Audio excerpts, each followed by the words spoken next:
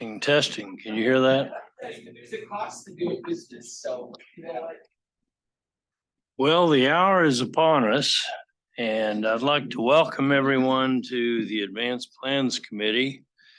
And I'd like to open the meeting by taking roll call. Duell is here. Warren? Here. Joe Johnson? Here. Fox? Here. Hartman? Miles? No. McKay? Here. Okay. The next item on the agenda is the approval of meeting minutes, and we have two sets of minutes to approve. You should have copies of both of them in front of you. The first one is the meeting of January 5th, 2023. Move for approval. Okay, second. Okay, it's been moved by McKay and seconded by Johnson. All in favor, say aye. Aye. Okay. Opposed, no, none. We don't have anybody on remote at this point, I don't believe. The second set of minutes is for the January 19th meeting. Move for approval. Okay, second. It's been moved by Joe Johnson, seconded by McKay. All those in favor? Aye. Opposed, the same Abstaining. sign. Abstain. Yes, that's correct. And the only other one that was absent on those meetings was Cindy Miles. Okay. So moving on, the next item is Bob, down- excuse me, Bob. pardon? Oh, okay. Hi, Cindy. Can you hear me? Cindy? Unmute yourself.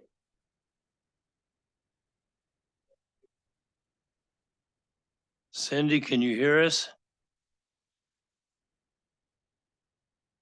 Well, we will let Scott take care of that. The next item on the agenda is the downtown parking and multimodal plan. You have a copy of the presentation in front of you on that.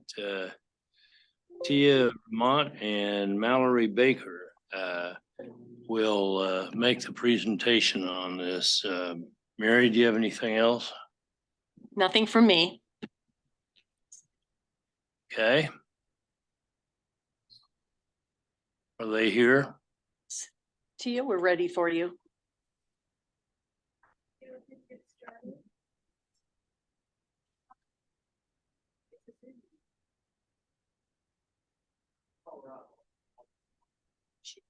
She's trying to. Oh, okay, good. Bear with us a minute. By the way, I can't hear you. good, good. I just couldn't get off mute. The city council last week approved the downtown street restriping that we approved in our last meeting. I assume you all were aware of that. Yeah. Okay, welcome. Thank you. My name is Tia Ramat. I'm a transportation planner with the city of Wichita.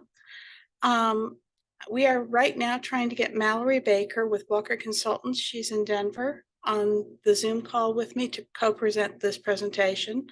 If we don't succeed, I'll be doing it solo. This plan has been around since 2018.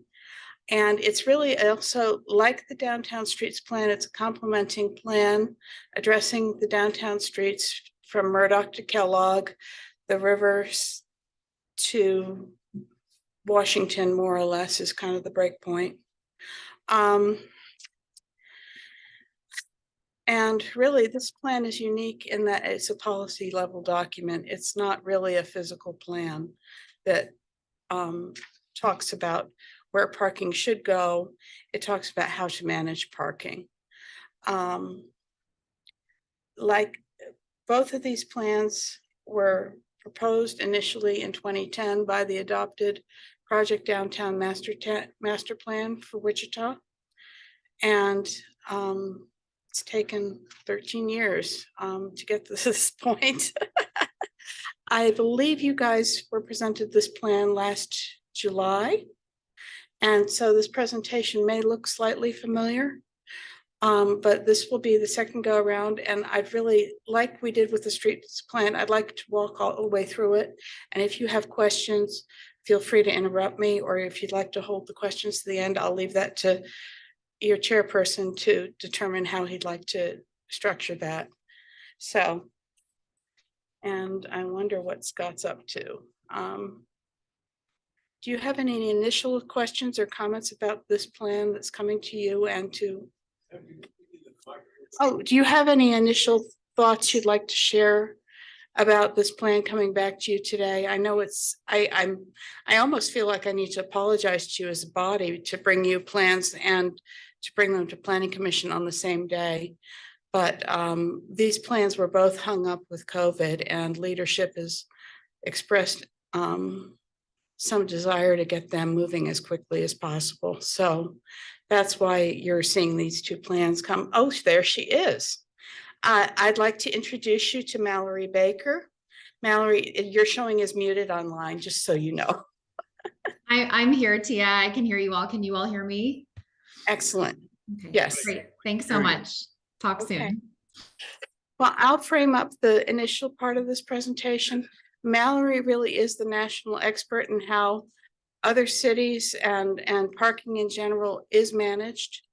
I think she'll speak to the processes and strategies that are within this document much more eloquently and much more thoroughly than I will. So today's agenda, please advance to the next slide. We are going to be talking about the multimodal plan. I'll provide a quick overview of the objectives and the planning context behind the plan, and Mallory will speak to the core challenges and take it from the vision statement forward to discuss the strategies within the plan and the community and the engagement that happened in 2018, 2019, and part of 2020 before this plan kind of got hung up. So I hope that's about as much as we can do. So go ahead to the next slide. This plan really was completed in 2020 prior to COVID, and the ability to host meetings kind of stalled out. It's a guide to help the city achieve community goals by improving parking conditions for everybody who wants to park downtown. Right now, we have a whole lot of free parking, a whole lot of empty parking lots, and a whole lot of clusters where people circle the block endlessly looking for an open spot near their destination. And we really want to utilize some pragmatic methods for making open parking available by using a progression of strategies that start, like, for example, if occupancy hits a certain level, we'll start imposing time limits on parking to discourage all-day workers from parking on a certain block face. And if the time limits don't provide enough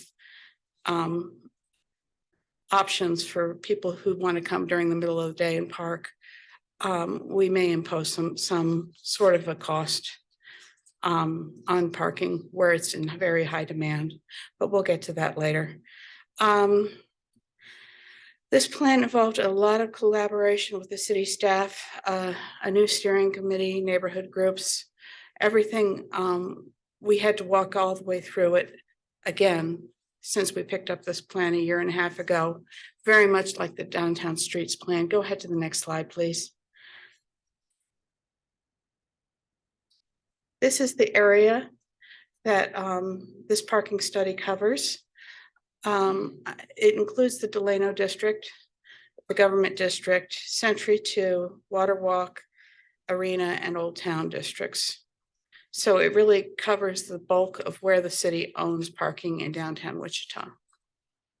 Go ahead to the next slide, please.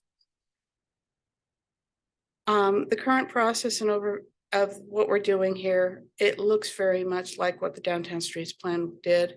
I've given this presentation to almost every DAB. to the Bike Ped Advisory Board, the Transit Advisory Board, downtown Wichita, and we're just trying to tee it up for city council consideration. I don't think that that will happen until April, but that's kind of the timeline that we're on at this point. Please go to the next slide. I'll go ahead and skip this one. And before I go to planning context, I want to just add a little piece of context to you for you about this. The city, and I'm not trying to steal any thunder here, owns a tremendous amount of parking downtown, and I'm charged with managing it for the city. I have one contract with the car park, and they do a lot of the parking garages and the day-to-day things that need to be done. I have one enforcement agent currently, and the overall parking fund for the city, loses money year after year, and that's been a trend since 2018. So what we're trying to do is reverse that trend and at least make the city whole because they hold all of these assets, and we just need to manage them better. So with that, Mallory, I'd invite you to go ahead and pick up the presentation. Thank you, Tia. Good morning, all. Thank you so much for your time this morning. I know that this material might feel familiar to many of you who have been at our other presentations over the course of the last several months. So really appreciate your time and attention. For those of you who don't know me, my name is Mallory Baker. I'm a senior consultant with Walker Consultants, which is a broad-based national parking and transportation planning and design firm. I'm based out of our Denver, Colorado office, and was involved extensively in the formation of this plan back when we worked on it in 2018 through 2020, just prior to COVID hitting our nation. So really excited to be back in Wichita and just work on hopefully adopting this plan, which is really a framework for the future of parking and the long-term sustainability and health of Wichita's parking system. So we first wanted to talk about the foundation upon which these recommendations, which we'll discuss in a few minutes, rest. So that the planning context, the key guiding principles that were leveraged as we developed recommendations. One is the importance of parking management. So as Tia just mentioned, Wichita owns, operates, and/or manages a really substantial amount of parking. So 13,000 spaces roughly in all across that study area that Tia showed. So we know also that parking supply is not the only factor that matters when it comes to the efficiency and effectiveness of a parking system. It also needs to be managed actively and strategically. And when a parking system isn't managed, when you just rely on the supply to sort of support the needs of many residents, visitors, customers, all of that, it can result in user frustration, frustrating user experiences, unbalanced demand, and really a lack of return on investment, which can lead to long-term challenges with the sustainability and health of that system. In addition, we know that Wichita is really excited and supporting a multimodal environment for all Wichitans. So really encouraging travel choices, supporting the ability of people to choose how they want to get to those destinations that they go to on a daily basis. So we know that parking management will help support that long-term development of a more multimodal environment, more choice for Wichitans in the long term. And that is supported also by the pedestrian and bicycle master plans that Wichita is working on currently. Next slide.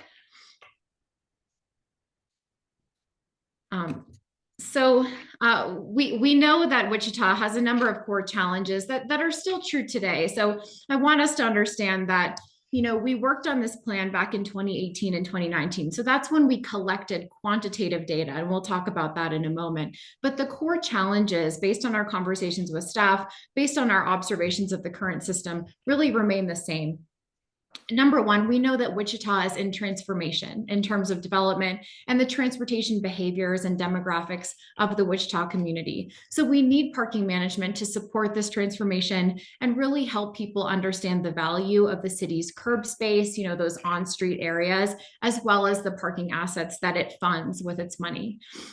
We also know that parking supply really in aggregate far exceeds demand. So in total, and we'll talk about this more in a moment, back in 2018 and still true today, the total amount of supply that we have is really far, far, far greater than how much demand, how many actual vehicles are parked in that supply. However, that doesn't mean that there still aren't areas where demand is intense and where people have frustrating parking experience. So what that tells us is we can't solve these challenges with adding supply. We need to focus on managing the inventory that we have to reduce those demand challenges that we're experiencing today.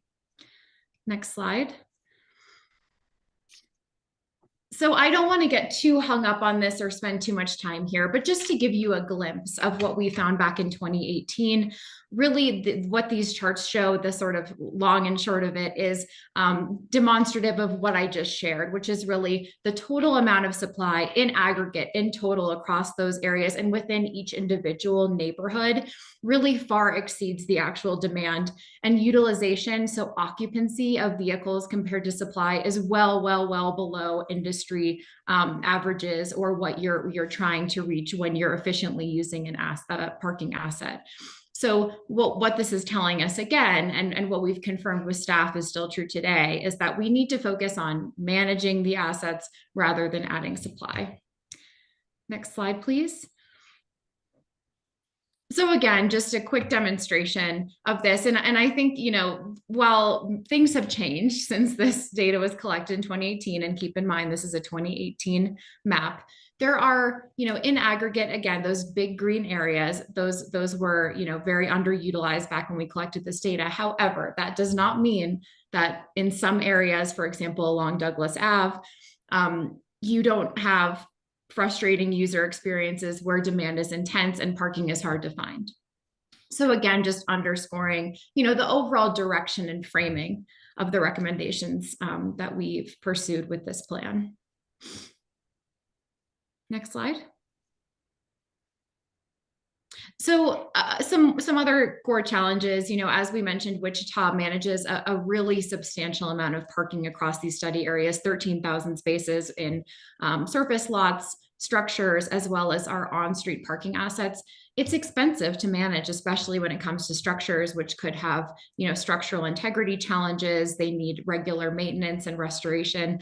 And there needs to be a clear value proposition for these assets. And we also need to make sure that we can fund effective and sustainable maintenance for those assets. We also know that the parking industry is changing, and there are many different user-friendly and technologically advanced options for us to better manage parking, balance demand, support other modes of travel, and also address those localized shortages and demand challenges that we see in the city. Next slide. So the first step in developing our recommendations, once we had that foundation of guiding principles, we understood what core challenges we were trying to reach, is we worked with our steering committee, and we confirmed again with our new reprise steering committee as part of this plan adoption effort, a vision statement. What are we trying to achieve? So the only comment I've heard so far in this vision statement is 2040, that's too far away. We want this to happen sooner, and we hope to make that happen. But here is our vision statement. I'll just read it to you. In 2040, the city of Wichita will be a community where parking contributes to the civic, social, and economic vitality of the community. Parking will be a high-quality, integral part of a dynamic, connected, and seamless multimodal transportation system. And the city's parking system will strive to be convenient and efficient for a diverse and comprehensive range of users. So that's the mountain that we're trying to climb, and what our recommendations help us achieve. Next slide, please. So we develop strategies and recommendations in 3 key buckets. And the first of these buckets is really focused on the day-to-day parking management and really the user experience when it comes to using parking across Wichita's study areas. Next slide. So these are the strategies that we're focusing on when it comes to parking management. Number 1, we really want to leverage technology and the technology that's available to improve the customer experience. What that means is, there are many different user-friendly technologies out there and available to us, and we can leverage them in ways that help people find parking more easily and use parking more easily so that their experience is efficient and effective. Strategy 2, we want to improve parking enforcement operations and appropriately fund parking enforcement so we can encourage turnover and efficiently use those parking assets that we have available to us. Number 3, we want to address parking shortages strategically by linking applicable restrictions to occupancy levels. And here is that framework, those trigger points that Tia was mentioning in her introduction before I started speaking. Where we have those demand challenges, where we have those demand shortages, we can leverage parking management, for example, time limits and active enforcement in those areas strategically, so we can mitigate those demand distribution issues that we're experiencing today. So it's really about leveraging our assets, deploying our resources effectively to reduce demand shortages and challenges. Next slide, please. So the second bucket that we have here is organization, administration, and funding. So this is kind of the backbone infrastructure to support the parking management initiatives that we just discussed. Next slide.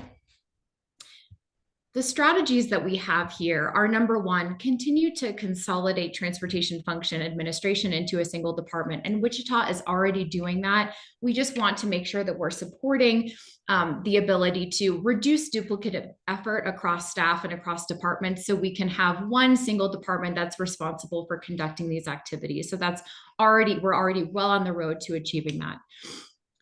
Strategy 5, we would like to reduce general fund subsidies for regular operations of the parking and multimodal fund. So really just subsidies is not a correct word, but really we want to improve the financial sustainability of the parking and multimodal fund well into the future to make sure that regular operations, enforcement, resource deployment, what the parking and multimodal fund needs to fund its day-to-day activities is funded by itself, by its own revenues well into the future. And strategy 6 is really to improve the financial health and the long-term sustainability of the parking and multimodal fund in terms of repairs and maintenance of parking assets. So we would like to, in the future, have revenues and make sure that revenues into the parking and multimodal fund can pay for regular repairs and maintenance of the parking assets necessary to the operation of that fund. Next slide, please. So the final strategy is design and community strategy. So really thinking about how the parking and multimodal system integrates and interacts with our urban design and other initiatives that our community is pursuing. Next slide. So here we have support design guidelines that provide for greater mobility choice and enhance the environment for biking, transit, as well as cars and all other modes of transportation. So really, this is just throwing our support behind Wichita's pursuit of a more multimodal environment through the bicycle and pedestrian master plan, as well as any other initiatives that support transportation choice. Strategy 8, we would like to improve the communication of parking and transportation information to the public and stakeholders. So making sure that we're using digital methods and on-the-ground methods to make sure that the general Wichita community understands what parking assets or options are available to them when they go to different places, and they understand, how we're spending the money from the parking and multimodal fund. Strategy 9 is really using strategic investments from the parking and multimodal fund to support the community. So that could mean, leveraging underutilized parking assets throughout the community to support revitalization and new development in various parts of Wichita and within the study area. Next slide, please. So we wanted to briefly touch upon, what community engagement and collaboration work went into the original development of this plan. So really understanding how the community influenced the formation of the 2020 parking and multimodal plan, so that we can, understand how the community participated in the formation of these recommendations and strategies. We really had a robust community collaboration effort, and we were proud of the amount of participation we got. We had over 1,000 participants, from community members to neighborhood leaders, business owners, representatives from various agencies, to help develop the plan. And we'll talk a little bit about the different iterations of that community collaboration process. Please go ahead to the next slide. So we had a steering committee that has in fact been reprised as part of this plan adoption formation, and we've met with them a number of times again over the course of this adoption process in 2022 and 2023. But the original steering committee met 6 times over the course of plan development, and they were really integral in terms of, any course correction and just supporting the plan's connection to community desires and wishes from a broad range of perspectives. So we had representatives from the City Council, the WDDC, Visit Wichita, the Downtown Neighborhood Association, Old Town, Delano, the Transit Advisory Board, Wichita Chamber of Commerce, the Metropolitan Area Planning Commission, and local businesses. Next slide, please. We also had these focus groups within the neighborhoods in which we were working. And what we did here was really met people where they were at, within these communities to hold focus groups, visioning sessions and direction building sessions around strategies. You can see some photos from those focus group meetings here. We met in Old Town, Douglas Design District, Delano, nearby the Wichita State University, and as well as the Downtown Chamber of Commerce. Next slide. We also leveraged online initiatives, and this was prior to COVID, back when you did a lot more in person, but we had a lot of online and social media activity. We had a community-wide survey that was issued through SurveyMonkey with nearly 900 responses. And we also had some really active participation and excitement, social media posting, participation from local businesses and neighborhood associations, as well as nonprofit organizations citywide. Next slide. We also had a public open house in November of 2018 where folks shared their thoughts, and we had a lot of activity and participation in that open house. Next slide, please.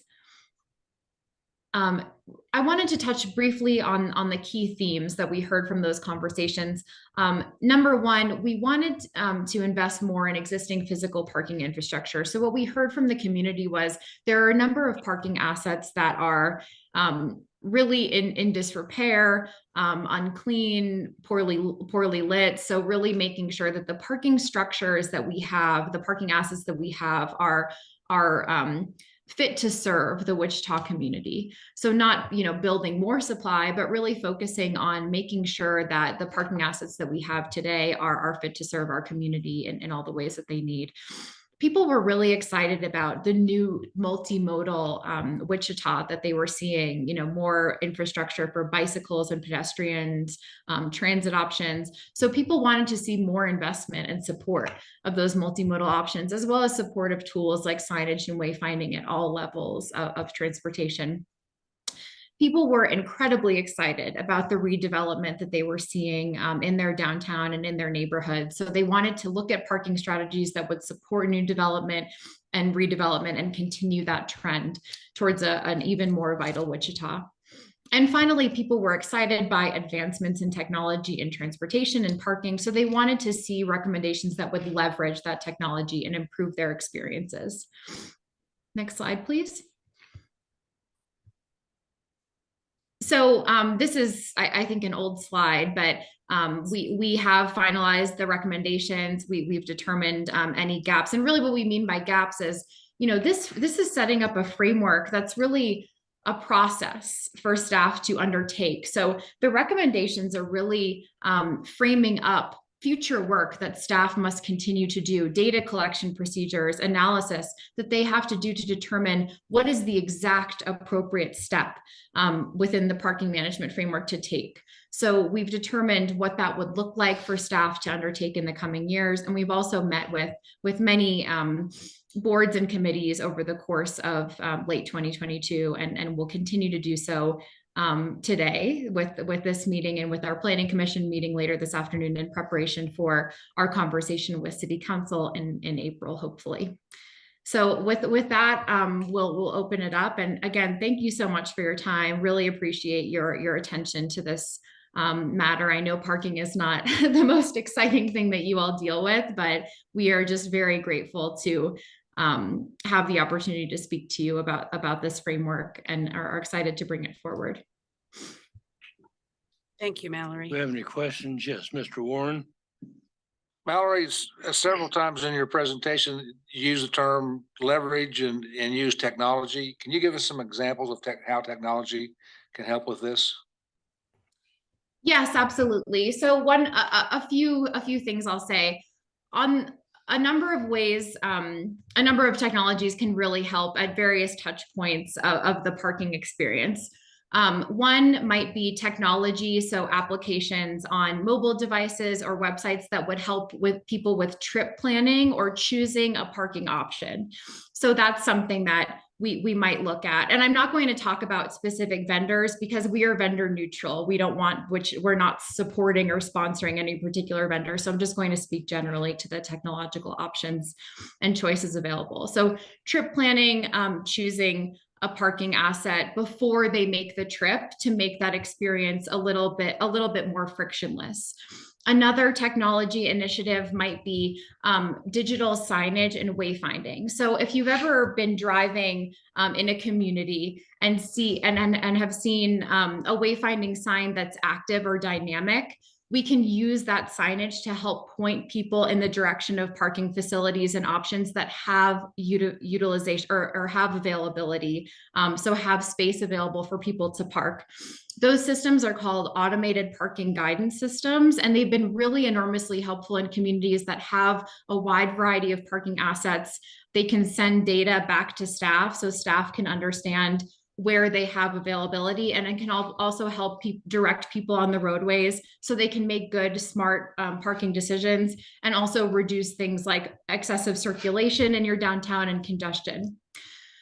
Finally, we can leverage technology in the way of enforcement and in the way of parking pricing and paid parking. So we know that Wichita currently has some areas where there are meters. Currently, those meters are fairly antiquated and coin operated. Of course, most of the meters today still allow for people to use coins to pay for trips, but we can also integrate that with mobile application payments and credit card payments just to make that experience a bit more seamless.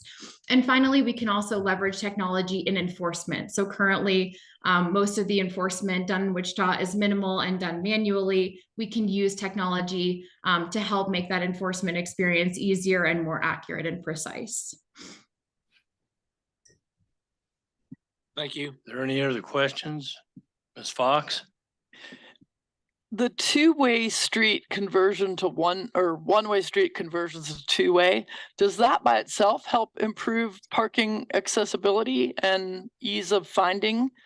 Or do these two things kind of have to go together? They do go together.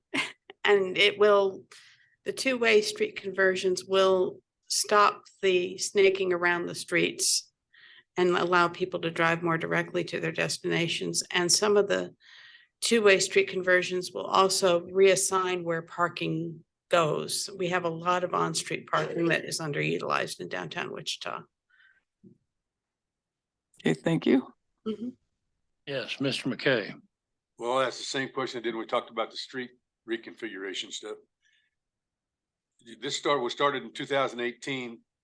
Especially the downtown core area and the Douglas and Broadway area is probably the hottest development area around, with the hospital and the medical facility. We've got the arena. We're going to add some more to the stadium area. And has this been updated to kind of carry that? Because I'm looking at your picture, your picture here, and like, for example, you included Delano, but most of the stuff you got in here is privately owned. Mm-hmm. How do you, and it's the way it is around the arena. An awful lot of around the arena is privately owned. That's true. And being one of the owners of property around the arena, I guess my self-interest is how's that going to work when we're planning on already, didn't we approve to put a hotel and some other stuff over around the stadium? And so that, yes, right now, we took away a whole lot of the parking at the stadium, and people are walking 2 or 3, so how have we updated this to conform to what's happening, and we know what's going to happen in the future in the next 5 years? we haven't updated. 2018, they weren't even there. We have not updated the data. It's incredibly labor intensive to go out and survey all 13,000 parking spaces for occupancy. And really what we're looking at with this plan is the framework offered within the plan to see if leadership will buy into the logic of it. Yeah, If I this, can, oh, oh, sorry. go ahead, Natalie, go ahead. Yeah, I'm happy to jump in. So that's an excellent question and a question that we've had a number of times over the course of the plan. So thank you for asking it.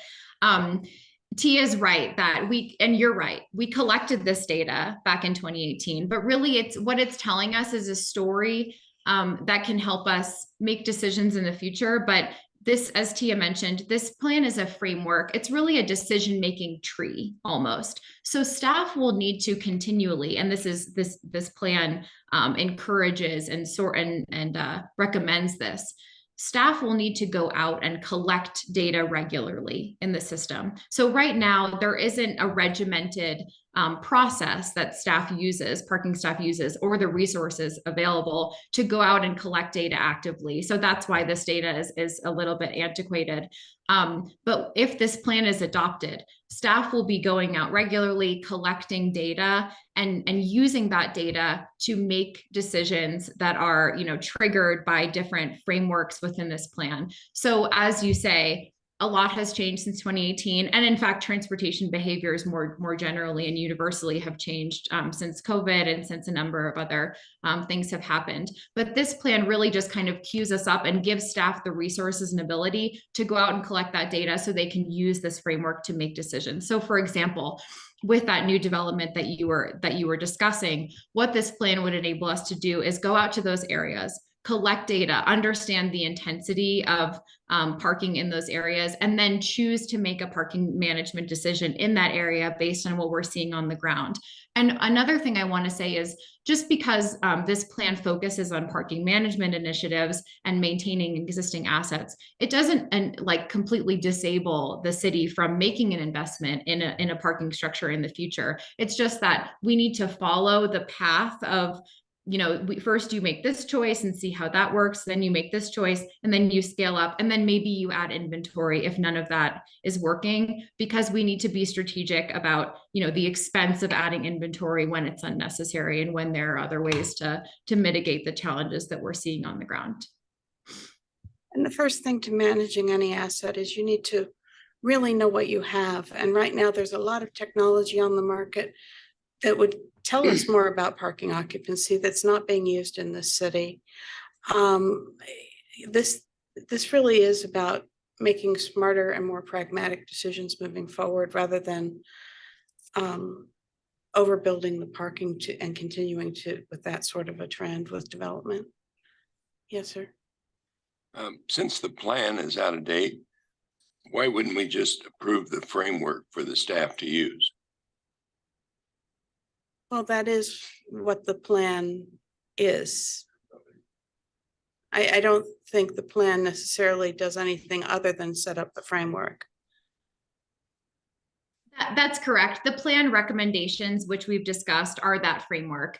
The data informed, helped, tell us a bit about the Wichita system, but that's an appendix to the plan. The plan itself that you would be adopting and recommending today, we hope, will really just be this framework and decision-making tree for staff to use in future decisions about parking management in Wichita. Are there any other questions? Yeah, John. Well, Mr. McKay. I'm having a little problem with the fact that we're asking this committee here to approve this and move forward. We've seen it for the first time in 5 years, I guess you might say, theoretically. And now we're going to go to the planning commission, and they've not seen it since any time. And to me, it's fast tracking it. It's not going to be approved until April. Is that what you said? That's right.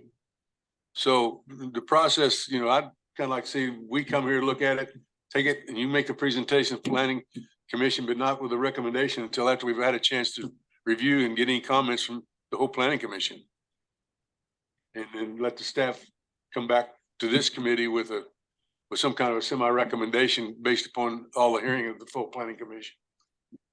I think So your recommendation would be for us, we need to take action on this today. We could approve it, but not to be presented to the full planning commission until maybe the next meeting, not today, to give them a chance to review this data. Is that what you're saying?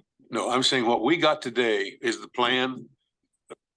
We got a shortened version, we got the long version of the plan. So whatever, and the rest of the planning commission may get it today. It's the first time I had a chance to look at it, and you're asking them to approve it and to go forward with it. All I'm saying to you is let's do due process.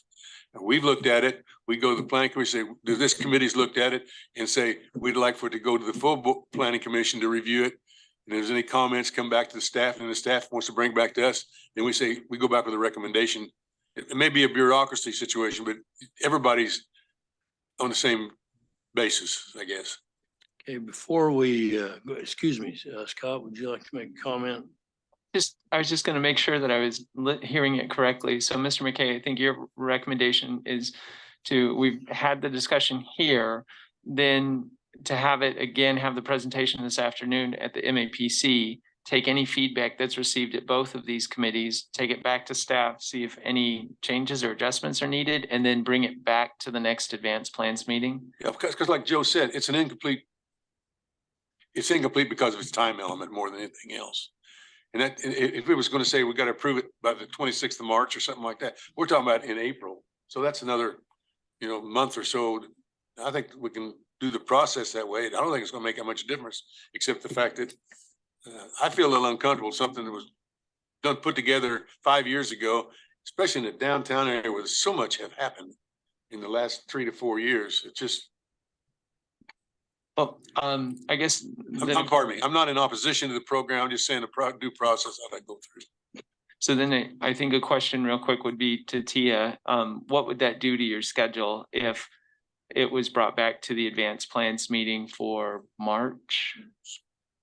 Would be on Oh my March 9th. goodness, that would put some question marks in it. I don't have my computer here to look. I suppose we could. I wouldn't have the benefit of Mallory's expertise on March 9th. Really, what was presented today really is what's in this document. And I think for some of you, I know Mr. Johnson's seen this presentation at least 4 times now.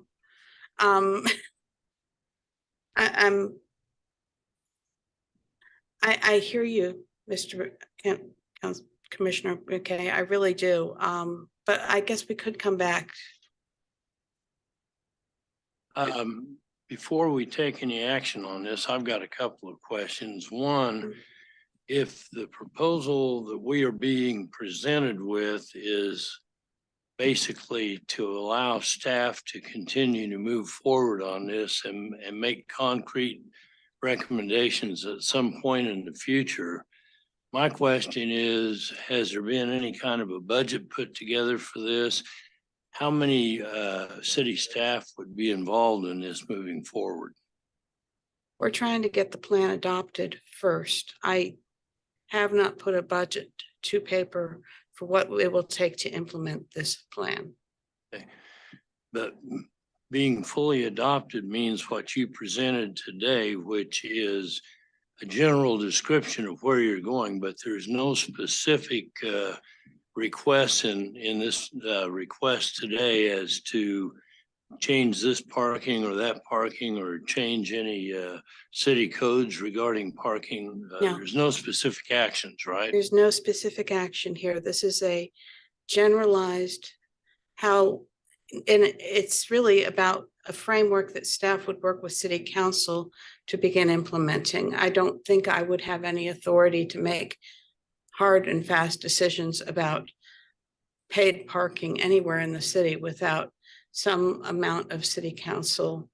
The other question I oversight. had was in the handout that we have on page 10, there's a map and there's a legend up here on it. And then in these little square blocks, I guess they are, there's numbers in there. That's the second map in what we had handed out. What do these percentages in the legend represent? It's a percentage of what? I believe it's percentage of occupancy. Mallory, can you confirm that? These are just block numbers. Your So block number? we use in this map are just block numbers. So they just, and I have to pull up the plan to determine what map exactly is being referred to. But these numbers here are just block numbers that were a cross-reference for our data collection purposes. So you could say this block has this inventory and this occupancy. If I could, I'll add that, Mr. Dool, great question. The numbers in the circles are the block numbers, as Mallory has referenced. And those are the ones that, the reason why they have block numbers is because they correlate to the survey sheets. When we went out and we measured how many cars, counted how many cars were parked in a given area, we would use the block number to be able to reference that. Then the colors that you see, the lines with the colors are on street parking. And so that goes with the legend. So if you see a yellow line, that means that that's on street parking in that area is 50 to 69% occupied. Now, if you look at the blocks that have color in them, so there's a lot of green blocks, there's an orange area down by Century 2, that means that the parking that's off street was at a certain percentage of occupancy based on the color. Thank you. Is there any further discussion? Yes, Mr. Warren. My mind's going a little, I'm hearing John here on this, but I'm not sure that what the whole MAPC may be. My thinking would be to advance it to the full body without recommendation one way or the other. If they feel, as John does, we need more time to dig into the weeds of this thing, then we can defer it. If not, then we would have the option to go ahead and approve it, because I'm looking at it, and my level of concern is I think this is a step forward. I'm ready to go, but I can certainly see what John's saying. And if the rest of the MAPC is uncomfortable going forward at this point until they study it more, then we have the option to defer this afternoon. That's basically Before we what my call the question question, was. excuse me, go ahead. I was just going to say, before we call the question, is there any other discussion on this? Yes, So Scott. I'd like to add a couple things, because I know that being advanced plans, I know that you really like to sink your teeth into the details. And because staff have been so generous as to provide a copy of the plan, I would just like to point out a couple of things after having worked on this plan, which may help with your comfort level, or at least with your, you may feel hopefully that you've got a better understanding of it, which is I'd like to reference page 17, and I'll just kind of take you through some of the plan ever so briefly, if you don't mind.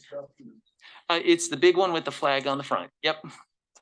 So knowing that you like to dig into the details, I would just point out that on page 17, this is the city of Wichita has a mission statement. And as part of that mission, there are 4 really important points, which is safety, infrastructure, economy, and living conditions for living well. And page 17 really spells out how parking and how this plan help achieve the city's mission, right? And so really, why is this plan in existence? Why do we even have parking? In order to help achieve community goals. And we can see that those are very broad items, but it's to show that this matches up with those. Then on page 18, you see where the strategies and actions come into the plan. And so these are the things that are recommended. And on page 19, there's a full listing of them about what specific strategies should be done as part of this plan, what's recommended in this plan. And then if you go to page 21, you just kind of browse through it. You see these pages with tables on them. There are specific actions listed under each strategy. And so we talked about technology, and this references some of those. Talks about updating parking meters is number 1, updating parking garage technology, allowing mobile payment, number 3. So you can see that the details. It doesn't say exactly how to do it, but it says these are the things that we need to be working on in the future. Then you flip through those, and I think the next important page may be page 33. So we're gonna, so you can see where all those are in there. We're gonna go past that. On page 33 is a really, really core piece of this, and this is what Tia and Mallory have been talking about quite a bit, which is that framework about how you manage parking. So this talks about, if you're observing parking rates, these boxes, if you walk through these boxes, it basically describes the process that you would go through. Now, a real important point is that with parking, 85% occupancy and above is considered like it's full. And the goal is to keep at about 85%, somewhere in there, so that you've always got 1 to 2 spaces that are open on a particular block face or as part of a percentage that's open on your parking. So this is, when we talk about endorsing the plan, whether the plan is outdated or old, and when they talk about having a framework, this is part of the framework that they're talking about. It's not necessarily having the numbers, but rather having this where you would go out, you would count, you would survey to see how many parking spaces are filled. Then you would use this rubric, this logic, to determine what needs to happen. Do you need to impose time limits, or do you need to take away time limits, or do you charge more? Do you charge less? There's a lot of the back and forth that could happen on this about the process. I believe that this gives people a way to make decisions so that we know that this area is developing. Well, maybe then data is collected there according to this process, and we can focus on the areas that are the current hotspots or problem areas first. And the plan, the data, and the budget follow. Is that correct way of thinking of it?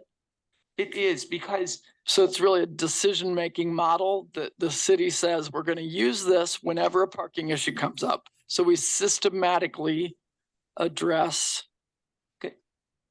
exactly, because parking is really about getting access, right? And with the new development and new intensity that would come in and vibrancy in downtown, parking is going to become even more important because there's going to be more people looking for the same parking spaces. So how we manage it is going to be critically important. The other thing too that I would point out is that in the back, in the appendices, and I'm trying to find the page where it starts, there's a whole section on the public engagement process. But on page 63 in the back of the document, this is the data that is a bit outdated. This is where the survey, the occupancy survey data is contained. It's not actually part of it's attached to the plan, but it's not the plan recommendation. It's data that was used to help come up with some of the recommendations. Yes, Mr. McKay. I think 13th page 13 or 17 would have been in the presentation. A lot of my questions would have been answered. That's the goals and objectives and the mission statement of the city and why we're putting this together. Mhm. Rather than go into detail about what we're going to do this and all the maps, whether there's going to be a sidewalk here or something else. This is. That's very good feedback. Thank you. Yeah, I Well, think, no, I mean, I'd like to make and a I- motion. And that was one of the reasons why I was saying, Mhm. we'll let them look at it. Was for that this very reason. If Scott hadn't went through and explained some of these pages, Mhm. you know, I wouldn't, I'm not against the Oh, no, what's whenever. happening. I'm just simply stating that there's got to be some kind of a process, the reason why we're doing it. And then page 17 almost hits it right on the head why Mhm. we're going to this thing. And we know that the strategy is going to change, but in the streets, we talked about, you know, one of the things we had a problem with was Broadway south and north of Douglas. The Mhm. streets narrow, and so it can't be a carte blanche. There's got to be some adjustments made. That's basically why we got had a mission statement for the street. So you've got this now, why the parking has to go along, and it needs to be said. It's in conjunction with the street project. So the full commission has a chance to look at it. And I think you've made a really good point, which is contrasting it with the downtown streets plan, which is location specific and what's going to happen on this particular street. This plan is different because it's more of a process driven. So you would go out, evaluate that street, determine what's happening with the parking, and then take the appropriate recommended parking management steps. So it's really not a plan that we're approving. It's really a process we're approving. And I'd Well- like to make a motion that we approve the data here as a basis for the staff to use in forming recommendations back to us. Second. Okay, I let think your me mission- ask Joe, I think first your if mission there's any statement's more gotta be discussion. Mentioned there. And part of the mission statement. It's in there. I mean, What I'm saying, that needs to be referred. Whatever we're going to do needs to use that as a reference. That's why we're bringing it back to the reference, whatever the reference. Because of that mission statement, Just to make sure we're following procedure, I want to make sure that we've had all of the input before we call the question. Is there any more input? If not, I'll call the question. Joe, would you like to make that motion? That's right. If I could, sir, the data and the process in here is important, but the reason why we call it a plan, and I think you've raised a great question, is because there are action steps and strategies in here that are recommended in addition with the practice and the methodology. And those action steps, if they're not included, I'm afraid that we could have the process, but it would be technically difficult to achieve it in a streamlined way. It really points a step forward for budget purposes and also for capital improvement purposes as well as staffing and programs. So we really would look forward to that. So, you know, if you're in favor of it, a possible action could be to recommend endorsement of the plan, and then it would have that. Now, it could be, yeah, we can work on some tweaks. I mean, people have mentioned that it could be out of date. Maybe we can change the cover page so it says 2023, but we can work on that. I guess I'm still in favor of endorsing the plan as a guideline for staff to provide Is there a second? for information back to us. Second. Okay. Ms. Miles, second. Yes.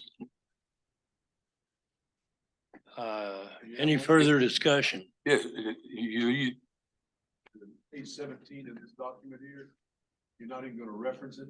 You're not even gonna reference it? If page 17 were added to the presentation to MAPC this afternoon.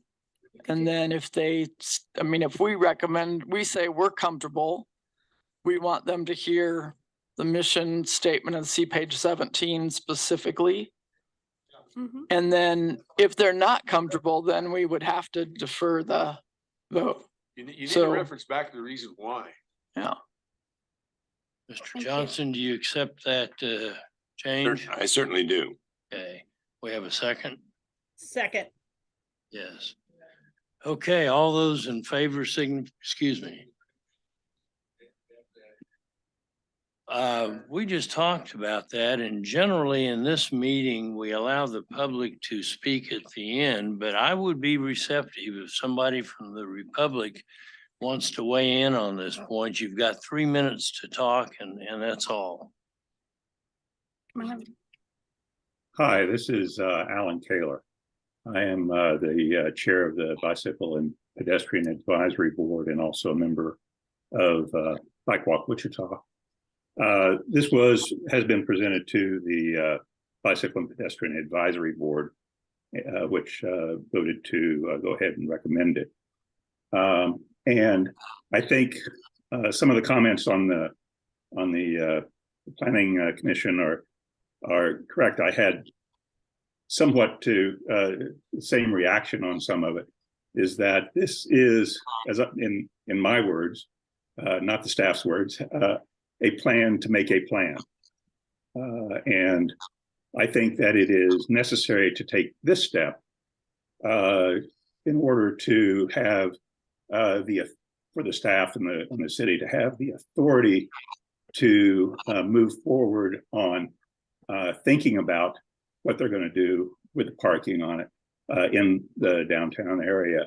As has been pointed out, this doesn't prescribe any particular solutions, any particular actions to be taken with respect to any specific properties or anything like that. What it does is enable the staff to come to look at it, make recommendations, which will then be brought to the city council and the various advisory boards for specific action. So the Bicycle and Pedestrian Board and I am in favor of the plan as it is, as a whole, recognizing that, as I say, how I view it is a plan to come up with a plan. Thank you.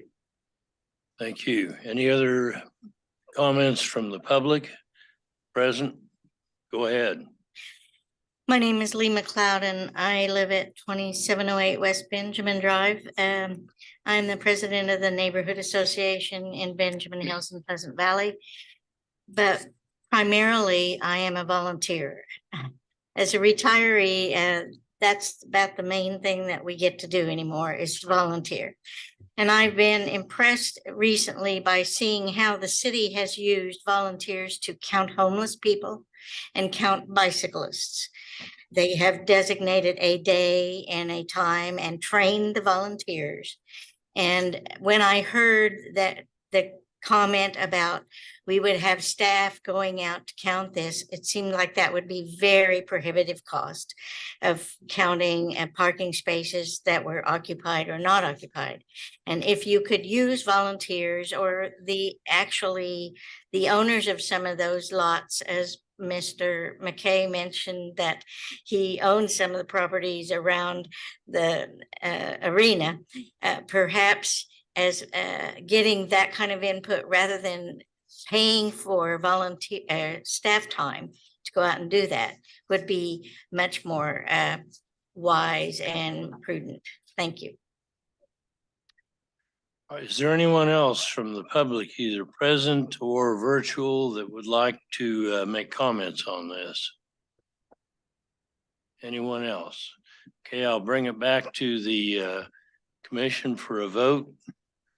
All those in favor of the motion, we understand what the motion is. Please say aye. Aye. Opposed, nay. Motion carries unanimously. Thank you for your input. The next item on our agenda is a notification inquiry, and the one after that also is being covered by Mary Hunt, so I will defer to her.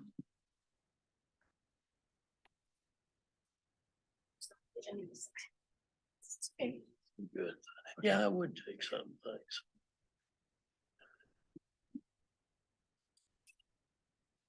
Well, good morning, everyone. We're continuing our discussion on notification on zoning cases. Up until now, we've talked about and got everybody up to speed on how we notify and when we're sending out letters on particular cases and at what distances we use. This is in your memo, but when we have a small area, we have a smaller area of notification. When we have larger areas or out in the county, we go up as far as 1,000 feet in notifying people with letters of a particular case. We've also gone over things like protest petitions and what the law allows. The law allows us to go beyond the state statutes in terms of notification. That's a local decision. But when it comes to protest petitions, they're very, very strict on what that is, and that's not up to us to decide. So next slide, please, type in. Okay, we reviewed cities in Kansas, we reviewed cities outside of Kansas. And we have received comments from on occasion from people who say, hey, I wasn't notified. I thought I should have been notified. I live close enough, or maybe they heard about it and they were, concerned about not being notified. And in order to keep going, of course, we've got the cost to add more residents on a notification. And of course, the concern there is it costs the applicant more money, it costs the city more money. But it also, we have to ask the question, are we reaching the people that need to be notified? Or are there people so far away that want to be notified and will keep sending letters out and they're really not concerned about it at all? So that's just something we have to keep in mind. Next slide, please. Okay, so in your memo, we selected 4 planning cases. We didn't just do it ad hoc. We selected cases that were in the city and the county. We added cases that had smaller notification areas, some that had larger notification areas, and tried to just get a quick glimpse at what those particular cases involved. And so, so we obtained the number of non-property owners from those cases, and we estimated the cost to mail them letters. Next slide. Okay, so not to get too into the weeds here, but basically what we had across, if this can hear it, but we have a case with 22 properties, a case with 42 properties, one with 75 and one with 87. I will tell you anecdotally that our administrative staff tell us that generally we are sending out letters between 60 and 80 per case on average. There obviously are smaller notification areas. If there are really large lots, that will reduce the number of people being notified. But we estimated that it costs approximately $2.64 to mail a letter to anyone. And I've got two columns here on the left where we have the applicant's costs. They right today pay $150 as a flat fee. That will get them 10 addresses. So it's $15 an address, and then it's $15 per address thereafter. So that's their cost. And then our cost is the notification, which is $2.64. That does not include the newspaper notification or the signs that go out, that sort of thing. This is just about mailing out letters. So we have these 4 cases. And the one with 22 properties, we pulled their notification list that's provided by the title company, and they only had 2 addresses that were what we would call a renter, or it's not occupied by the owner of the property. Then we had one with 42 properties. They had 1. We had 75 properties on this PUD case. It had 42, it's almost half. And then we had one with 87 properties and 26 addresses that didn't match up to the owner of the property. So you can see the difference. Obviously, this little one, 22 properties, a couple of renters, that cost them another $10, okay? Or actually only another $5. The 42 property case, that's only $2.64 to add that one renter in. And then we have 75 addresses. Theirs went from the 197, which is what they would have done under our current system, and it jumped to 308 because of those 42 non-owners of property in the notification area. And then the same thing holds true for the last one. That's a zoning case that had a 1,000-foot notice, and it went from $229, which is what it would cost us today, to just under 300. Okay. Any questions on that chart? These are just city costs. These aren't the owner's, developer's costs. No, this is just city costs on notifying people with a letter, except for that one where I said over here under applicant, the applicant actually pays the title company to provide us those addresses. Okay. Have we ever considered having the applicant pay for the mailing as well? They generally pay for it through their fees, although the fees we charge don't cover everything. But yeah, I mean, certainly that's an option to line item that. Mary, that's one of my questions. Mhm. What is the line item? If you said $2 and what was it per notification? Yeah, $2.64 is our estimate right now on. Okay, a breakdown of that is any labor but staff in Yeah. that? Yeah, if you go just north of that, it says notification letter and envelope, 50 cents. Staff labor, we estimated at 42 cents a minute. And then postage at 0.455. And then we estimated how many minutes it takes, and The 455 is the nonprofit rate, is that right? yeah, But that means you have to pay extra if the letter's returned to you, correct? I imagine we do. Yeah, Yeah. because, yeah. Yeah. So postage return might be the other Like Might actually it's a be. bad address, then you pay, I think, the 50 cents to get it back. I hadn't thought to add that, but yeah. And we'll get a few of those, but not on every case. Any other questions on this little chart? I think it's John? very good. Okay, all right. Next slide, please. All right, so we estimated what might it cost for last year, 2022. We had 211 cases that required this notification letter. We have our average cost of $2.64.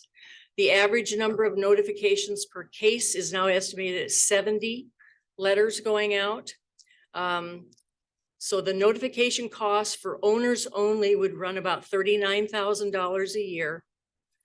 The notification cost, if we included those non-owners of property within the area, and here I estimated at 20%. And that would bump it up to about $47,000, difference of $7,800. And then the notification cost, if we assume 25%, that would bump it up to about $9,700. So we'd be right at about $49,000 instead of $38,000.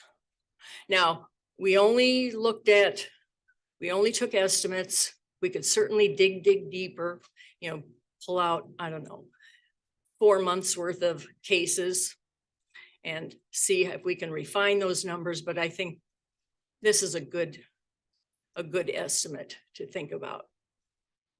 Hey, Mary, on this estimate, so this is just for zoning cases, is that correct? Well, anything that required a letter, yes, zoning actions. Because I see it says average number of notifications per case is 70, which matches up with zoning case up above at 70. So does this estimate include the other types, conditional use, plan unit development? Yes. Are you thinking my 211 is wrong? No, But it was anybody that required a letter. okay. Oh, I see. Okay, I'm sorry I'm so slow on this one, but okay, 211 in terms of the number of cases, but you'll notice that the average number of cases is 70, which would be higher than for conditional uses, plan unit development, et cetera, because we see that the number of letters is lower for those case types. So in fact, I think the estimate is probably more conservative in terms of being a higher cost than what it would be if we multiplied it based on those averages. Okay. Have we talked to the city or county legal department to get an opinion on whether according to code or law right now, we could add non-owners to this notification process? We know that as far as notification letters go, all they say is in a city, you must notify property owners within 200 feet. Right. Okay, so. Limited to and property owners. Well, no, I haven't asked law that question. I don't know if they say only property owners, but that there has to be a notification within 200, but we can go beyond that, and we do. So your question is about, may we send notification letters to non-property owners? Yes. We can always do more than the law requires, right? We can always do more than the law requires. So On notification, we Right. can, yes. and so current notification, I believe, is property owners is all that's required, because if it was more than that, we'd already be notifying more because we follow the law, right? True. So, but I strongly believe that, especially as the economy continues to go, lifelong or long-term renters are always going to be a part of our communities. And I believe they have got to have a voice in the living conditions on their block, their street, their neighborhood. Now, I'll also say that I'm amazed when I was a developer, I would walk and I would knock on the doors on every side of the street on the block where I was going to build a house and meet the occupants, renter or owner, whatever they were, in person, let them know what we were doing. And then I built houses block to block to block to block. And it was amazing to me. I built 5 houses on this block, and then next year I go to the next block and go block to block, and they had no idea houses were being built on the house block before them. Because we all leave our house, we go to the end of the street, we turn the same direction every time. So I feel like my point is, I think the 200 feet notification is pretty good. The neighboring movement, they say, no, the 7 doors you can see from your house are really what people consider as their neighborhood. So I feel like the distance is really good and actually generous.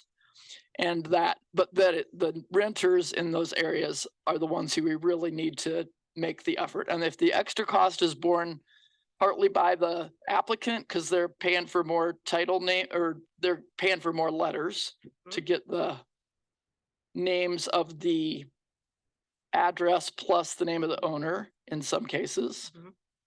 And then if we really look at our fee structure and up it enough to help cover the cost of the additional processing, then I think we've raised our rates to cover the cost to make sure in our community people know what's happening in their neighborhood. Amen. End of sermon. Is there any, yes, Mr. McKay. And tell me who is going to do the collection of the renters, if you do a renter notification also? Who's going to be responsible for getting that? When you run a property tax list, You won't get on a property tax list, and the title people go back basically the same way. So that means either the staff or the person that's making the application has to do the door-to-door knocking like you did. The way that this is written up is the way that could be accomplished would be to send a letter simply to the physical address as well as to the owner, because sometimes there's an owner that lives in Florida. And in that case, we would send it to the property here in Wichita that's in the notification area as well as the owner that's in Florida. And I would, 1900 South Green, the property tax evaluation, 1900 South Green, Wichita, Kansas, 67214. The property owner lives in Florida, and their address is the one we got, and it's not at 1900, and it's very easy on the property tax list to see all the addresses within that block or within that range. So how is that addressed? Is it addressed to occupant or is it It addressed is. to the we don't have the the names. landlord? Right. Yeah, we don't have the names of these people. We have addresses. Yeah, right. But Yeah. then it's going to your house. So, But if it's a Okay, renter, you next don't slide, necessarily type in. know who it is. right, no, you aren't going to know their name. Okay, Okay. this might. No, I'm not advocating the city staff going knocking door to door, but Okay, but it's an effective relationship building strategy. And sometimes I think our developers, or like folks that want to put a duplex on a block, we don't know who they are. We're always afraid of anybody we don't know, right? We are always afraid of somebody we don't know. So if you don't notify the renters, then you get the protests that like, we don't want you here because we don't know who you are and what you're doing. So I think, you help yourself by communicating effectively up front. On a one-to-one basis, I agree with you, Ann. But let's say, for example, I want to put a project in, and there's an apartment project with 100 apartments. You're going to send one to every one of there. So right now, you got one vote against 100 property owners that say, I don't want it. Could we, That's got to be so time consuming. in multifamily, like multifamily high rise, could that be a communication to the building manager or posted notices, like where we'd add that as signage? Could accommodate that situation?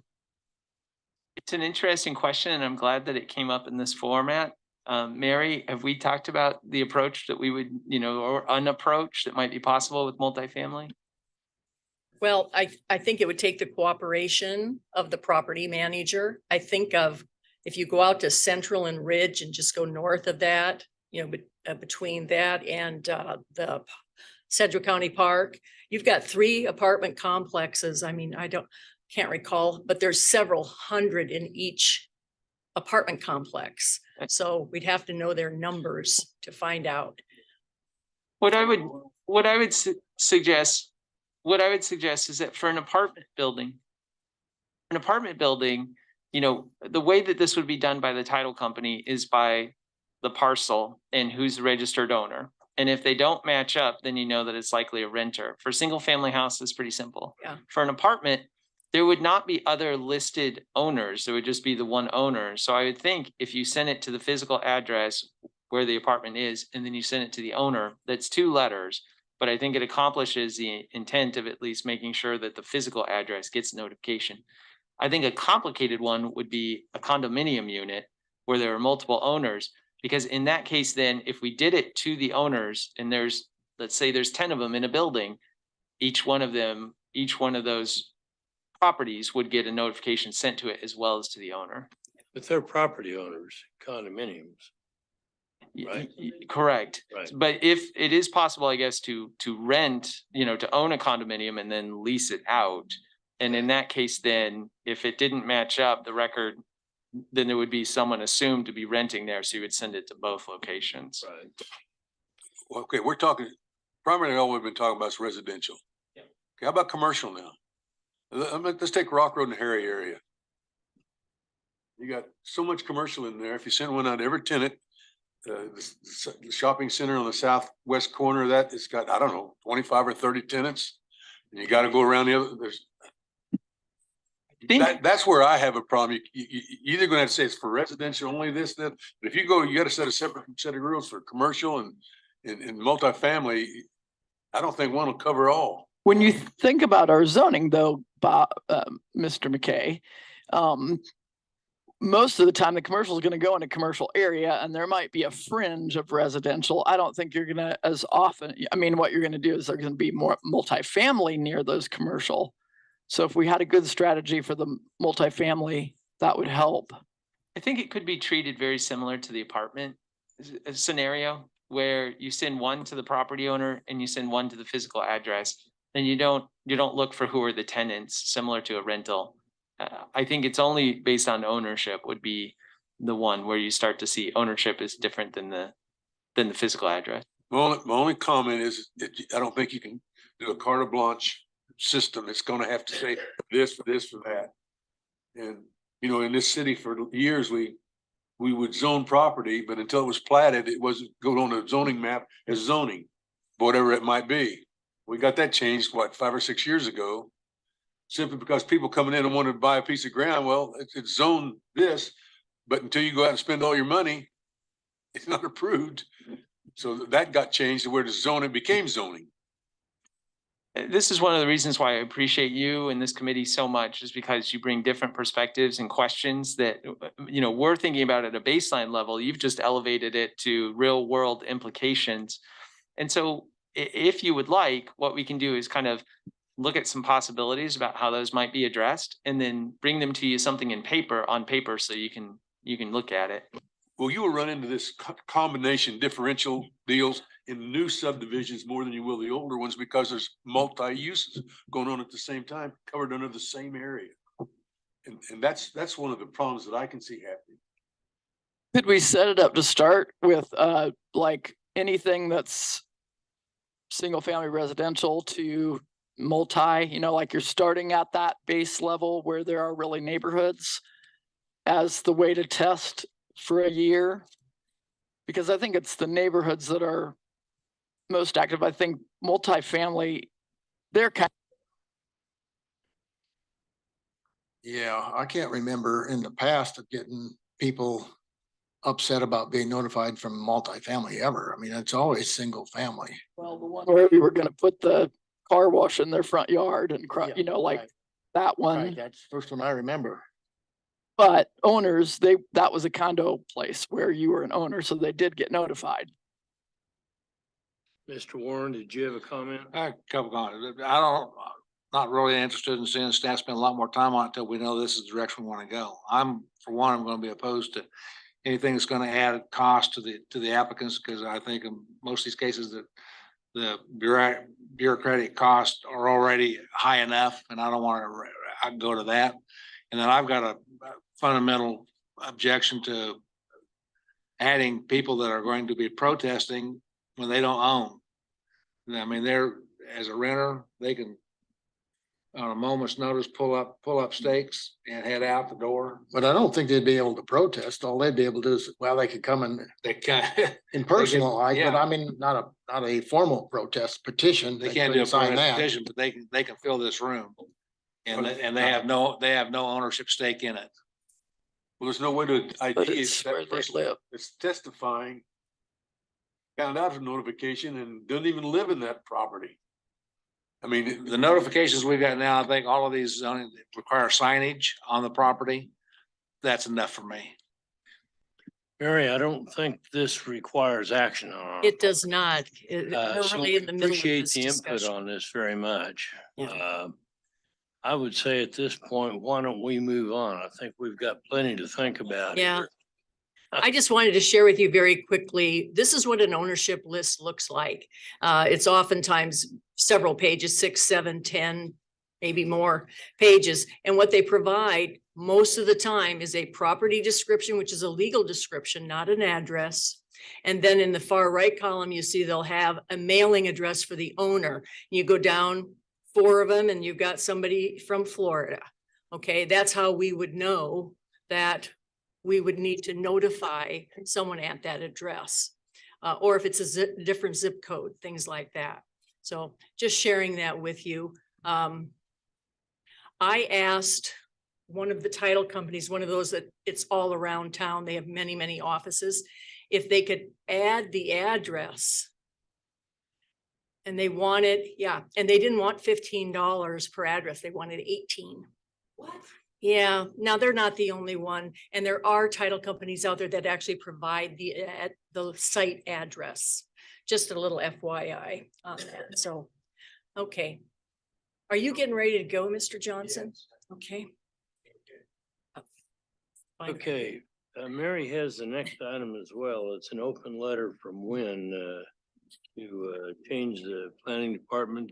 I guess it's tied to this as well, right? It is. I just wanted to share with you, we received a copy from Wichita Independent Neighborhoods, and it concerned a lot about notification. Some of these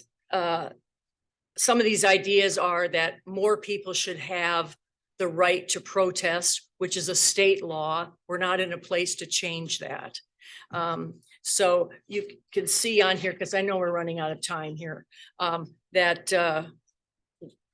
the things under the red where it says staff review, that was our response to them.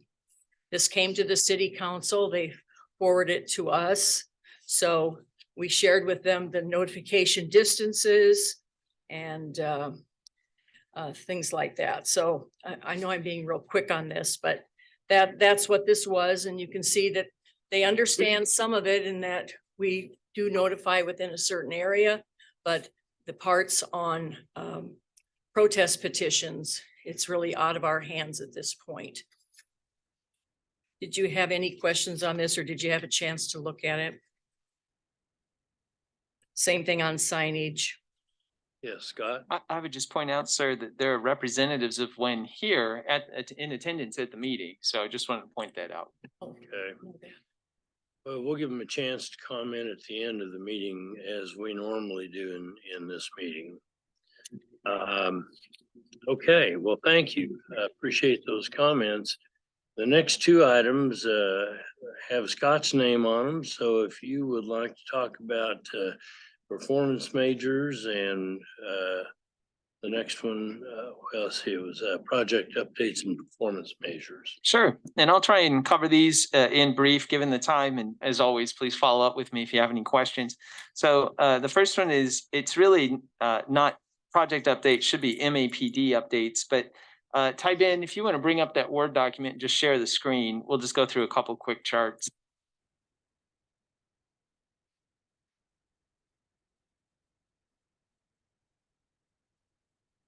Great, thank you. So the first one then is, these are typical graphs that we see. This is non-subdivision items. The green line is 2022.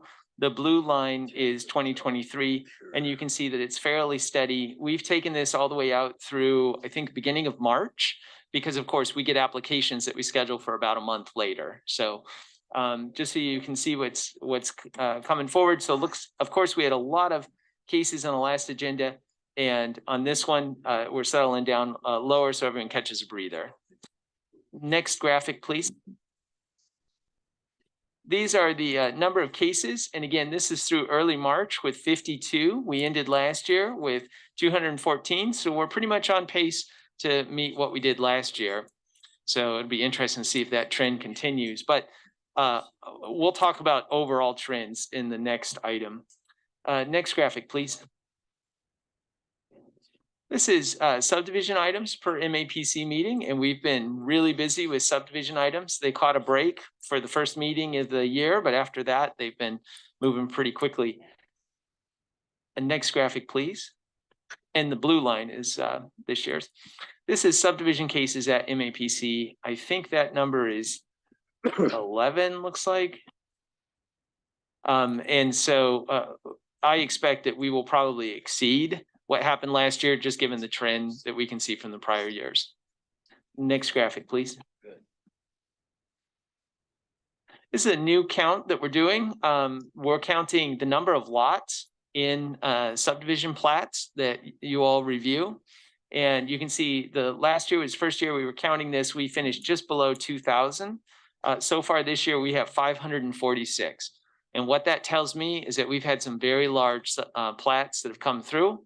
I'm also aware of a couple of large plats that are scheduled for in the near future. So there are a number of lots that are going to be coming online in the future. Next graphic, please.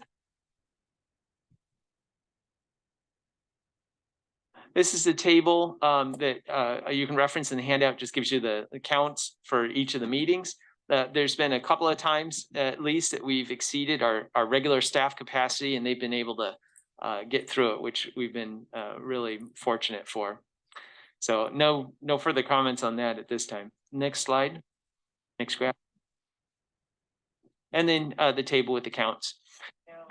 In addition, on this handout, there are a number of updates on the various projects that we've got going on, and I'll just verbally give those to you. We don't have to reference those in the graphic type in. Oh, there's a section on staffing. We are currently hiring for 2 positions. I'll just point that out. A senior planner position, Stephen Banks, and then one of the new associate planners in the current plans division.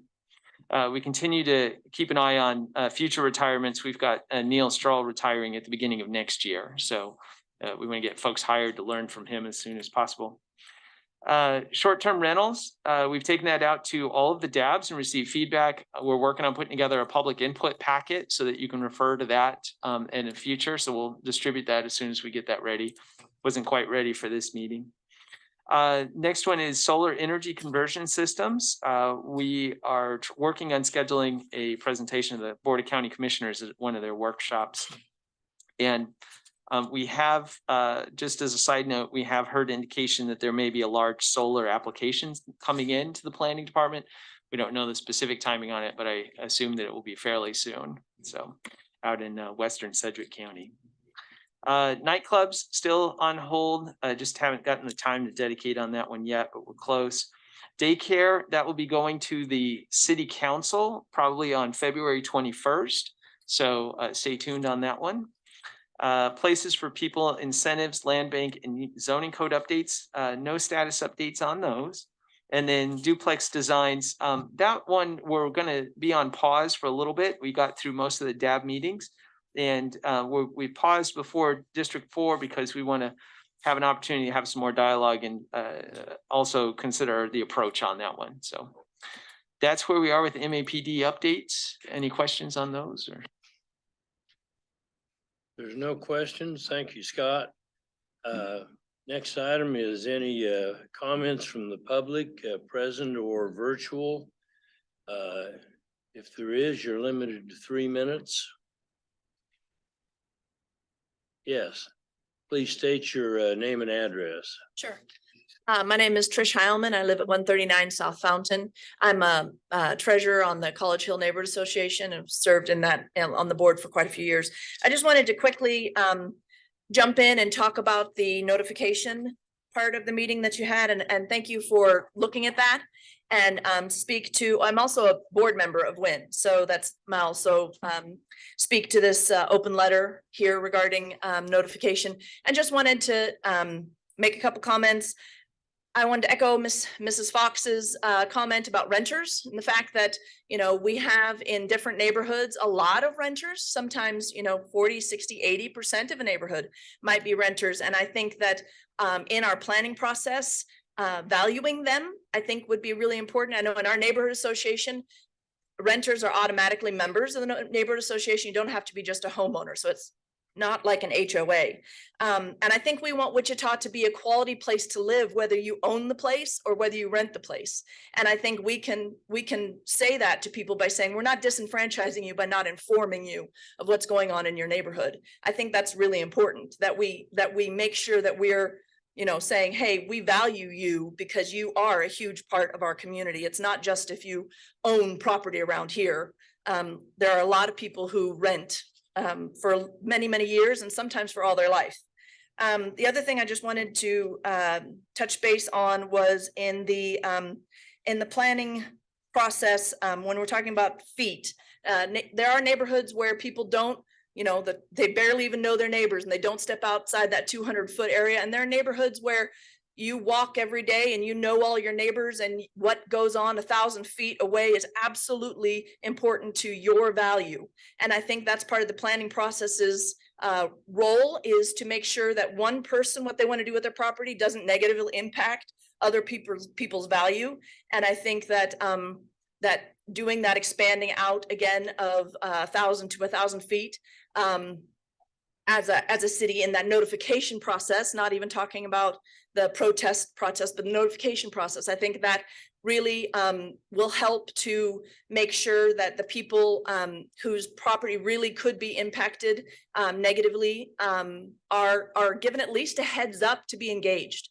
And I think that's a really important thing for our city to really be forthright, to make every good effort to engage people when it involves their property and their living conditions.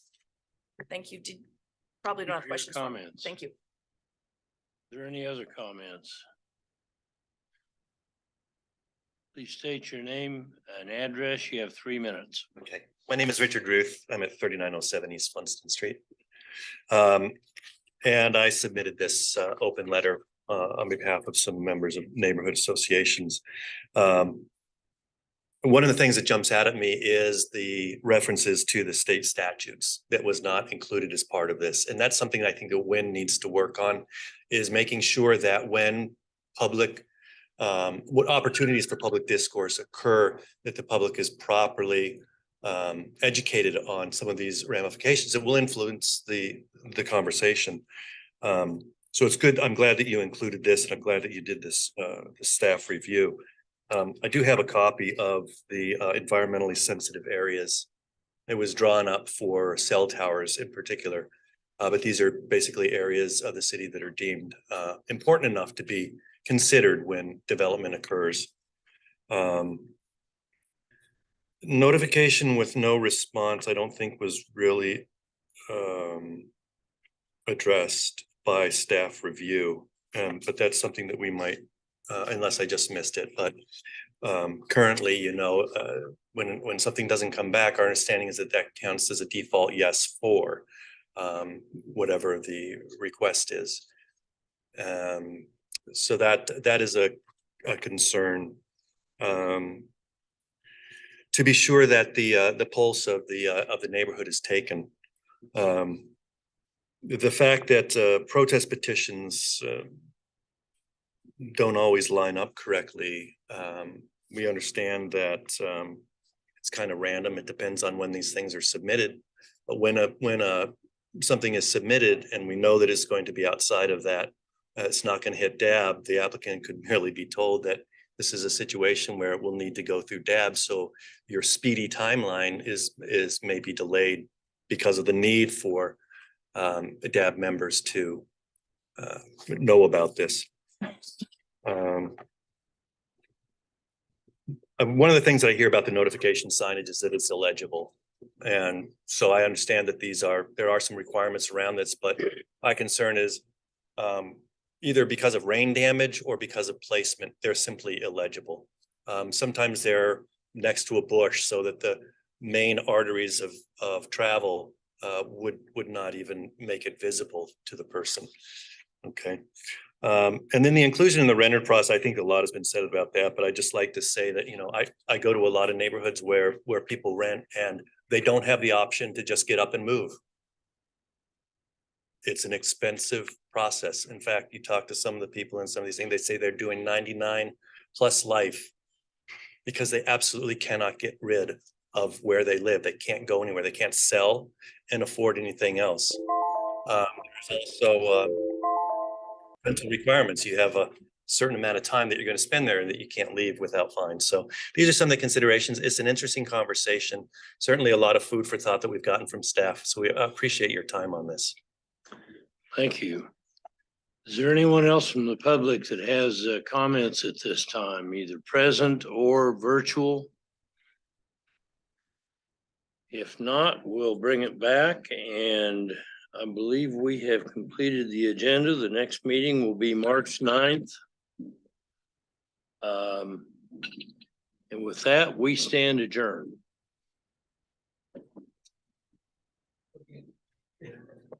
Well, that was the alarm.